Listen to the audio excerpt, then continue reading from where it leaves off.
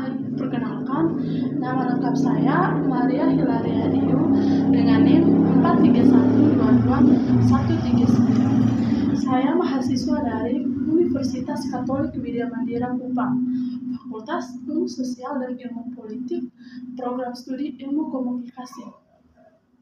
Di sini saya akan membuat video untuk ujian akhir semester dengan mata kuliah pengantar jurnalistik yang dibimbing oleh Miss Melissa Yulia Stuti Sahan MIKOM. Di sini kami akan membahas beberapa topik. Yang pertama, sejarah perkembangan jurnalistik di dunia dan Indonesia. Yang kedua, apa perbedaan pers dan jurnalistik dan berikan contohnya. Yang ketiga, apa kekurangan dan kelebihan dari media cetak dan media elektronik. Yang keempat, mengapa unsur dan nilai berita penting untuk digunakan dalam pembuatan berita di media massa. Yang kelima, jika Anda adalah seorang jurnalis, Anda ingin bekerja di media apa dan mengapa. Yang keenam, apakah manfaat mempelajari pengantar jurnalistik bagi mahasiswa-mahasiswi komunikasi. Baik, yang pertama saya akan membahas tentang sejarah perkembangan jurnalistik di dunia dan Indonesia.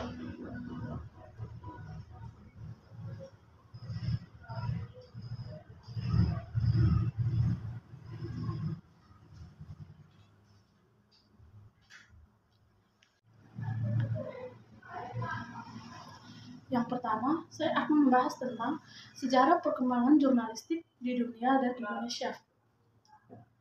Jurnalistik atau jurnalisme berasal dari perkataan jurnal, artinya catatan harian atau catatan mengenai kejadian sehari-hari, atau bisa juga berarti surat kabar. Jurnal berasal dari perkataan Latin, yaitu diurnalis, artinya harian atau tiap hari. Dari perkataan itulah lahir kata jurnalis, yaitu orang yang melakukan kegiatan jurnalistik. McDougall menyebutkan bahwa jurnalisme adalah kegiatan penghimpun berita, mencari fakta, dan melaporkan peristiwa. Sebelum kita membahas sejarah dan perkembangan jurnalistik di Indonesia, alangkah baiknya kita membahas sejarah jurnalistik yang di dunia terlebih dahulu. Sejarah jurnalisme di dunia. Sejarah jurnalistik dimulai ketika 3000 tahun yang lalu pada masa Firaun di Mesir. Amenhotep yang ketiga mengirimkan ratusan pesan kepada perwiranya di provinsi-provinsi untuk memberitahukan apa yang terjadi di ibu kota.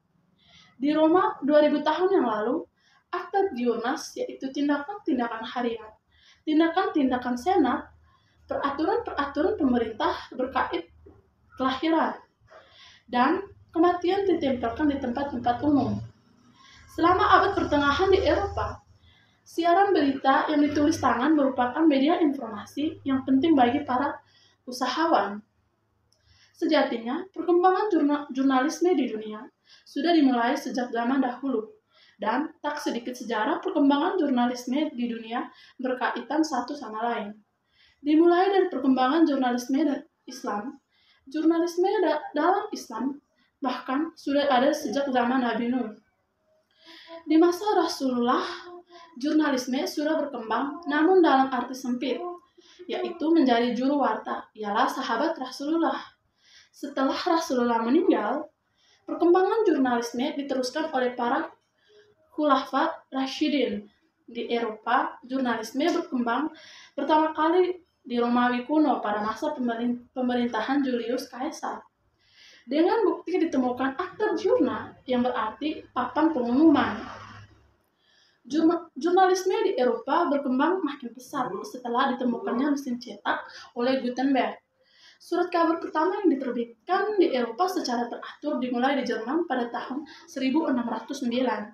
Avison de Wolfenbüttel dan Relation de Strasbourg. Tak lama kemudian surat kabar lainnya muncul.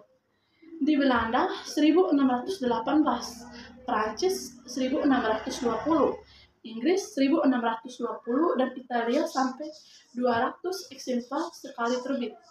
Meskipun Kutar Journal pada tahun 1680, Cina juga mempunyai andil besar terhadap perkembangan jurnalisme di dunia. Seperti yang kita tahu, kertas pertama kali dibuat oleh orang Cina. Dengan temukannya kertas ini, jurnalisme yang dulunya dianggap untuk kalangan atas karena media penulisannya di sutera, kayu, dan bahan-bahan lainnya menjadi perkembangan besar. Yang berikut, sejarah perkembangan jurnalistik di Indonesia. Yang pertama, masa pendudukan Belanda.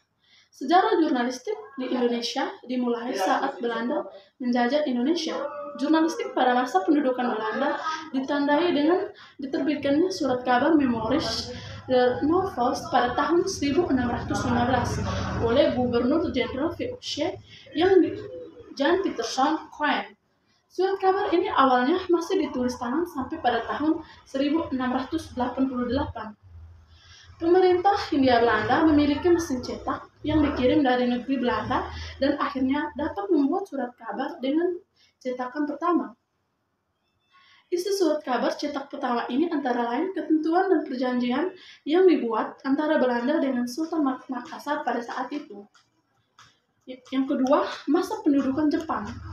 Setelah masa pendudukan di Indonesia berganti oleh pendudukan Jepang, dunia jurnalistik Indonesia mengalami perubahan besar-besaran, di mana semua surat kabar dipaksa bergabung menjadi satu dan isinya disesuaikan dengan rencana serta tujuan Jepang. Dalam Daietsuan Senso atau Perang Asia Timur Raya, dikutip dari berbagai data peninggalan sejarah di Indonesia, perkembangan jurnalistik di masa pendudukan mengalami kesulitan, di mana kebebasan pers sangat dibatasi dan tentunya ditekan untuk mengikuti kepentingan pemerintahan Jepang pada saat itu. Hal itu bisa dibuktikan saat berita surat kabar yang seharusnya merupakan representasi kenyataan menjadi tulisan yang diatur dengan tujuan pro pemerintahan Jepang semata.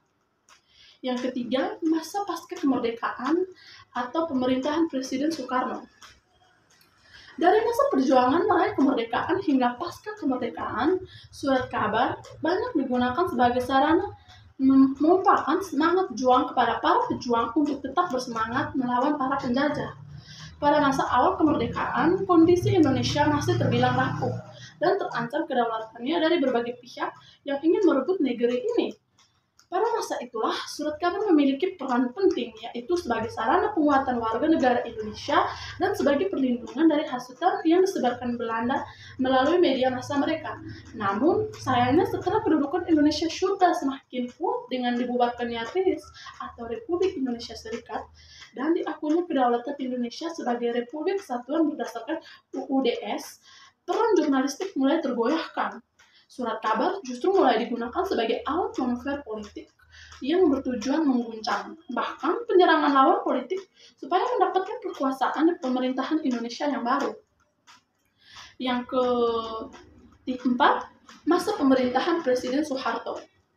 Masa ini disebut juga masa demokrasi liberal yang berpengaruh kepada kebebasan pers dan dunia jurnalistik di Indonesia, di mana setiap orang selama memiliki modal diperbolehkan menerbitkan media massa berupa surat kabar atau majalah tanpa memerlukan pengesahan pihak manapun.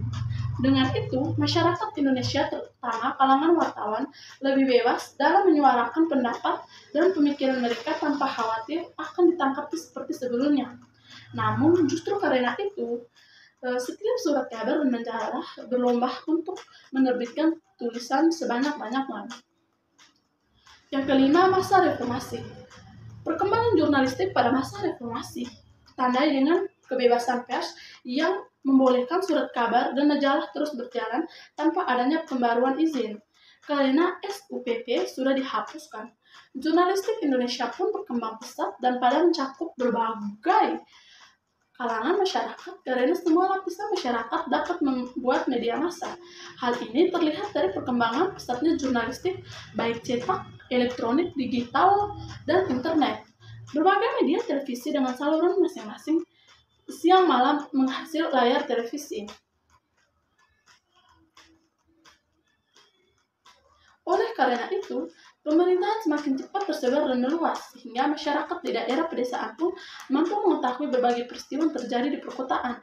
pun sebaliknya, di sisi lain, dalam praktiknya memang ada media yang tidak melakukan tanggung jawab dengan benar, namun sebagian besar tetap berpedoman pada undang-undang pers yang diakui bersama dalam dunia jurnalistik.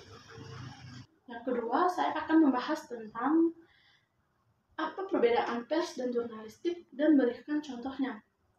Secara umum, hubungan antara pers dengan jurnalistik ialah merupakan satu kesatuan yang saling terkait dalam bidang penyiaran informasi, hiburan, serta keterangan bersifat informasi yang layak dikonsumsi khalayak ramai. Jurnalistik adalah aktivitas keterampilan mengumpul, menulis, menyunting, dan menyajikan berita di media massa. Sedangkan pers adalah lembaga atau organisasi penerbitan media untuk publikasi karya jurnalistik. Jurnalistik tidak bisa berdiri sendiri tanpa adanya pers, karena jurnalistik adalah tubuh dan pers adalah rohnya. Karena dapat didefinisikan sebagai sebuah teknik mengelola berita, mulai dari mendapatkan berita sampai dengan menyebarluaskan kepada masyarakat. Sedangkan pers berasal dari bahasa Belanda, yakni pers yang berarti menekankan atau mengepres. Sebagai salah satu cabang dari ilmu komunikasi, jurusan jurnalistik adalah ilmu yang mempelajari tentang cara memproduksi, mengumpulkan, menyeleksi, dan mengelola informasi yang memiliki nilai berita dengan akurat dan menarik. Contoh pers. Pers sebagai media informasi yaitu media yang membahas tentang fungsi pers dan dimensi idealisme. Informasi yang disajikan pers merupakan berita-berita yang diseleksi dari berbagai berita yang masuk ke meja redaksi, dari berbagai sumber yang dikumpulkan oleh para reporter di lapangan. Menurut pembinaan ideal pers mengembang fungsi positif dalam mendukung kemajuan masyarakat. Yang kedua, pers sebagai media pendidikan. Dalam pembinaan ideal pers disebutkan bahwa pers harus dapat membantu membina swadaya, merangsang perkasa sehingga pelaksanaan demokrasi Pancasila, peningkatan kehidupan spiritual dan kehidupan material benar-benar dapat terwujud. Untuk memberikan informasi yang mendidik itu, pers harus mengimbangkan arus informasi, menyampaikan fakta di lapangan secara objektif dan selektif. Objektif artinya kita menyampaikan sebuah berita itu secara fakta, disampaikan dengan apa adanya dan layak, pantas yang disampaikan. Yang ketiga, pers sebagai media entertainment. Dalam Undang-Undang Nomor 40 Tahun 1999 Pasal 3 Ayat 1 disebutkan bahwa salah satu fungsi pers adalah sebagai hiburan. Yang keempat, pers sebagai media kontrol sosial. Maksudnya pers sebagai alat kontrol sosial adalah pers memperkasa peristiwa yang buruk, keadaan yang tidak pada tempatnya, dan yang menyalahi aturan. Yang kelima, pers sebagai lembaga ekonomi. Beberapa pendapat mengatakan bahwa sebagian besar surat kabar dan majalah di Indonesia memperlakukan pembacanya sebagai pangsa pasar dan menjadikan berita sebagai komoditas untuk menarik pangsa pasar tersebut. Yang ketiga, saya akan membahas tentang apa kekurangan dan kelebihan dari media cetak dan media elektronik. Yang pertama, kelebihan media cetak. Yang pertama, biasanya relatif agak mahal. Yang kedua, fleksibel atau lebih luas dalam menentukan jadwal publikasi iklan dan surat kabar yang mempublikasikan, apakah lokal, regional, ataukah nasional, berkaitan dengan khalayak yang dijadikan saran iklan. Yang ketiga, dapat dinikmati lebih lama. Yang keempat, market cover, yakni surat kabar mampu menjangkau daerah-daerah perkotaan sesuai cakupan wilayah. Yang kelima, compression atau shopping, yakni suara kabar sering digunakan sebagai bahan acuan atau referensi konsumen dalam membeli barang atau jasa.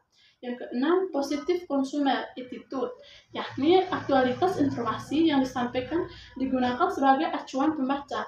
Dan yang ketujuh, repeatable, dapat dibaca berkali-kali dengan cara menyimpannya. Yang kedelapan, harganya lebih terjangkau mampu dalam distribusinya. Yang kesembilan, lebih mampu menjelaskan hal-hal yang bersifat kompleks atau rigid. 10. Analisa lebih tajam dapat membuat orang benar-benar mengerti isi berita dengan analisa yang lebih mendalam dan dapat membuat orang berpikir lebih spesifik tentang isi tulisan. Berikutnya, kekurangan dari media cetak. Yang pertama, dari segi waktu, media cetak lambat dalam memberikan informasi karena media cetak tidak dapat menyebarkan langsung berita yang terjadi pada masyarakat dan harus menunggu turunnya cetak. Yang kedua, media cetak hanya dapat berupa tulisan dan media cetak hanya dapat memberikan visual berupa gambar yang mewakili keseluruhan isi berita. Ketiga, biaya produksi yang cukup mahal karena media cetak harus mencetak dan mengirimkannya sebelum dapat dinikmati masyarakat. Yang keempat, jika sudah lewat hari mudah, diabaikan dan cepat basi, yakni short lifespan. Meski jangkauannya luas dan bisa serta dapat didokumentasikan, pembaca surat kabar hanya butuh waktu kurang lebih dari 15 hingga 30 menit untuk membacanya, serta umumnya hanya sekali saja pembacanya. Selain itu, usia informasinya hanya 24 jam, setelah itu sudah dianggap basi. Yang kelima, kultur, yakni jika isi dan tata letaknya kacau akan mempengaruhi pemaknaan dan pemahaman isi pesan iklan oleh pembacanya. Yang keenam, limited cover of citation group, yakni beberapa kelompok tertentu tidak bisa dijangkau oleh surat kabar, misal kelompok masyarakat menengah ke bawah atau masyarakat usia di bawah 15 tahun. Yang ketujuh, dan jenis bahan yang digunakan. Biasanya mudah sobek, artinya gangguan mekanis tinggi sehingga informasi yang diterima tidak lengkap. Yang kedelapan, media cetak seringkali hanya memuat berita yang telah disebarluaskan oleh media lainnya. Yang berikut, kelebihan media elektronik. Yang pertama, dari segi waktu. Media elektronik tergolong cepat dalam menyebarkan berita ke masyarakat. Yang kedua, media elektronik mempunyai audio visual yang memudahkan para audiensnya untuk memahami berita. Yang ketiga, roman. Media elektronik menjangkau masyarakat secara luas. Yang keempat, dapat menyampaikan berita secara langsung dari tempat kejadian dan dapat menampilkan proses terjadinya suatu peristiwa.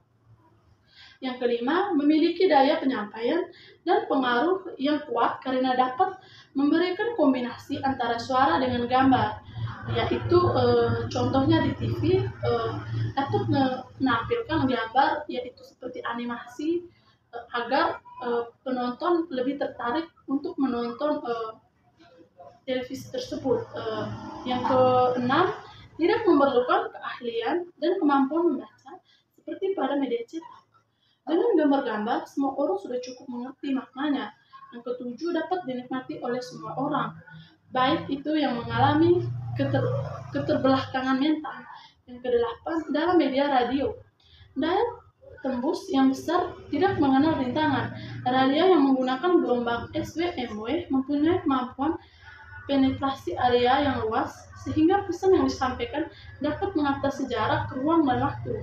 Yang kesembilan, radio dapat diterima dan didengar di areal tanpa listrik atau tidak selalu membutuhkan daya listrik. Yang kesepuluh, radio itu praktis, portable, dapat dibawa kemana-mana, dan audiensnya selektif. Yang kesebelas, mengatasi buta huruf, artinya para pendengar radio tidak tuntut untuk bisa membaca.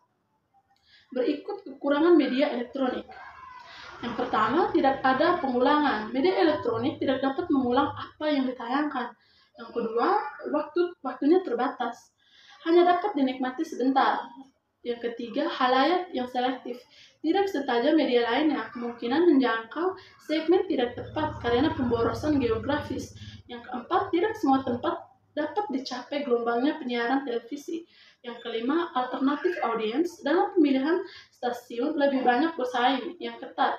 Yang keenam, tidak semua orang memiliki pesawat televisi melihat harganya yang relatif mahal. Yang ketujuh, pada radio, pendengar sering kurang mendengarkan secara penuh karena diselingi melakukan Pekerjaan lain mengalami noise factor, khususnya gelombang MW dan SW.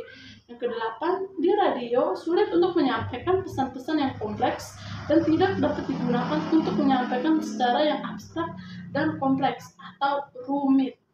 Yang keempat, saya akan membahas tentang mengapa unsur dan nilai berita penting untuk digunakan dalam pembuatan berita di media massa.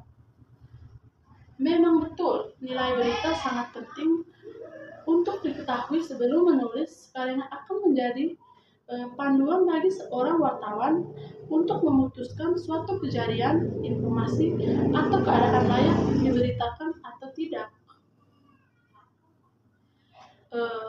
Bahwa suatu berita memiliki nilai layak berita jika di dalamnya ada beberapa unsur nilai berita. Unsur-unsur dalam nilai berita tersebut diantaranya aktualitas, kedekatan, keterkenalan, dampak, dan humas interest. Selain kode etik, jurnalistik nilai berita merupakan hal yang perlu diperhatikan.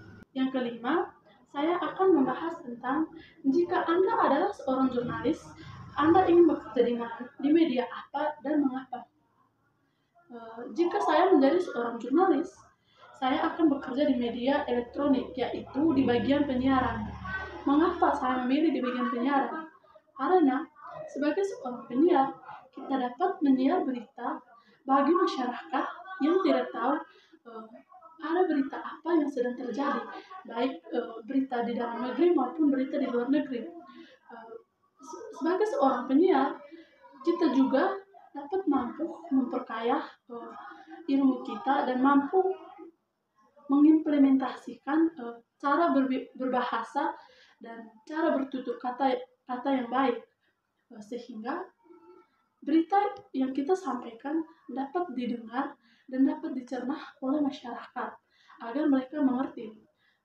Berita sebagai seorang penyiar, kita juga dapat menyiar berita melalui media televisi dan radio, karena seorang penyiar harus memiliki suatu yaitu suara harus lebih cenderung jelas untuk membaca sebuah berita agar berita tersebut dapat dicerna oleh masyarakat dan dapat dipahami oleh masyarakat. Yang terakhir, saya akan membahas tentang apakah manfaat mempelajari pengantar jurnalistik bagi mahasiswa-mahasiswi komunikasi. Menurut saya, sebagai seorang mahasiswi dan mahasiswa komunikasi, sangat penting kita belajar tentang jurnalistik.